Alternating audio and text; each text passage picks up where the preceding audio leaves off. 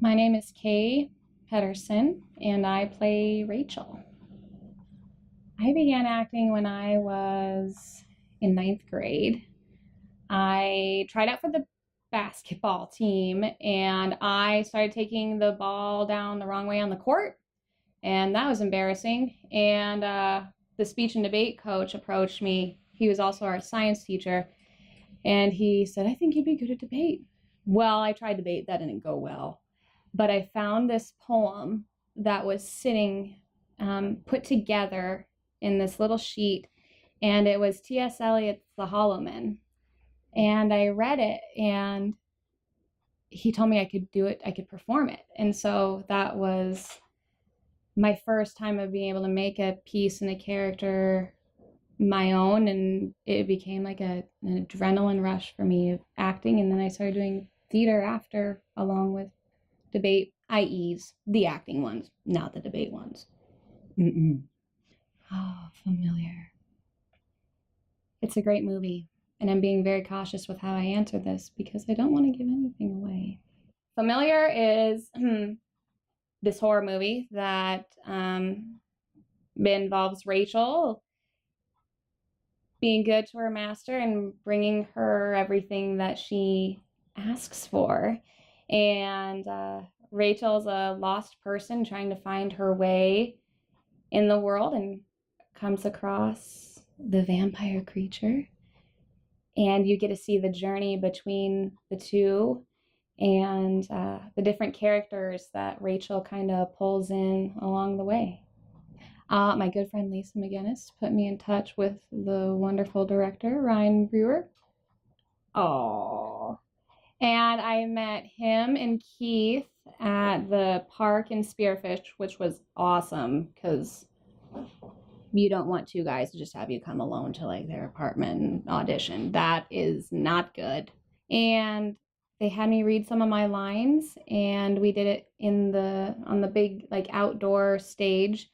They made it comfortable. Everything was comfortable there, and we had to be cautious with how loud we would be in certain scenes because there were kiddos running around the park, and we didn't want to offend anyone.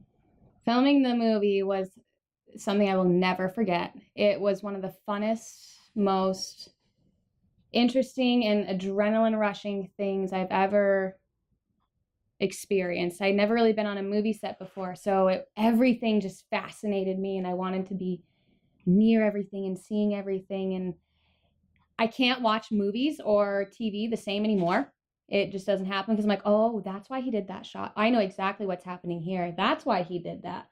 So it was fascinating and fun, and the whole crew was very nice and comforting and supportive of each other and a good team. So I think from my first experience on set and filming, it was the perfect one.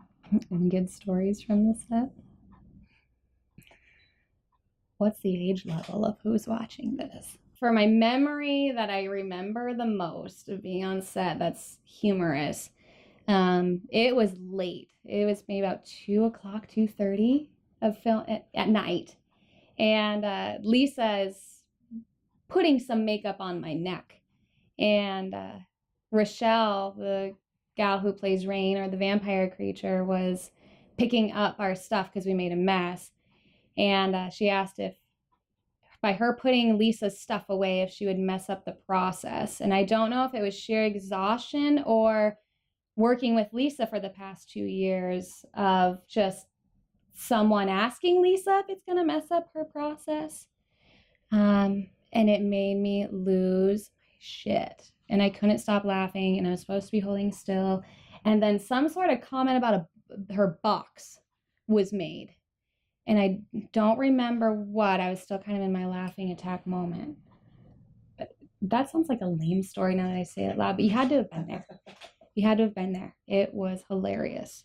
They should be excited for it because not only is it a horror film, that's exciting in itself, but I think there's something in there for everyone to connect with all the different characters that are in there. I think everyone will always have someone to relate to, whether they're at that point in their life or they've been there or maybe down the road. They will, but the storyline in itself is brilliant. And Rachel is someone who's lost. And I think she's always been looking for that approval from someone, even just a good job. I don't think she got that ever growing up. So she's looking for someone that she can make proud, if only for a moment. And when people get to that phase or haven't had that before, they make choices in their life that they wouldn't normally make. And I think she's trying to survive and wants to find someone who not only loves her but likes her. I don't think she's had either of those ever in her life. So she seeks out anyone she can to give her a hug and a good job at the end of the day. I prepared for the role. I used a lot of music for how I would get into Rachel and kind of her mindset. And relating to her more. I was able to relate to her more after a little bit of filming that had gone by. I understood her through the script, but it wasn't until on set that I got it. But up until the filming, my process was music was my journey. I didn't really watch any shows in particular for trying to relate Rachel to anything. I feel like music sets a tone for everything. So I created an angry Rachel playlist, a sad Rachel playlist, a happy Rachel playlist, even though you won't really see that. But her different moods and just what I would think someone like her would be listening to at that moment of time was the best way of how I prepared for her. What are some of the songs that are on your playlist? On my playlist? My favorite number one is Jekyll and Hyde by Five Finger Death Punch and Zombie by Bad Wolves. And then I had Last Sunrise by Aiden was on there. And then The Beast by Tech Nine I had on there. That was for my angry scenes, or to feel cool scenes. Yeah. And then for some of my sad ones, I had Butterfly Kisses, because it always reminds me of my dad. Butterfly Kisses. Yeah, that one always made me cry. And I had some songs from my wedding, so had to turn those into sad tears instead of happy ones.